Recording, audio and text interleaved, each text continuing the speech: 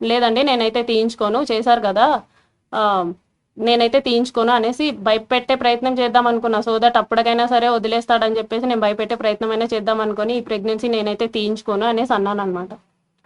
ఒక 2 days అలాగే అడిగారు బాగా. ఒకరోజు నైట్ మా ఇంటికి వచ్చి ఎందుకు తీయించుకోవు అని చెప్పేసి నన్ను కొట్టారు.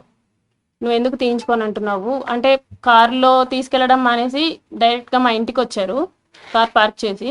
ఎందుకు తీయించుకొని అంటున్నావు అని చెప్పేసి, మా బాబు నిద్రపోతున్నాడు, అప్పుడు నన్ను కొట్టారనమాట, ఎందుకు తీయించుకొని అంటున్నావు అనేసి.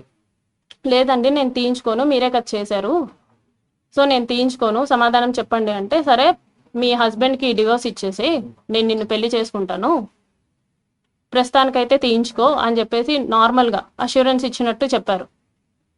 సో నీ హస్బెండ్తో నువ్వు డివోర్స్ తీసుకున్న తర్వాత నేను నిన్ను పెళ్లి చేసుకుంటానంటే అవసరం లేదు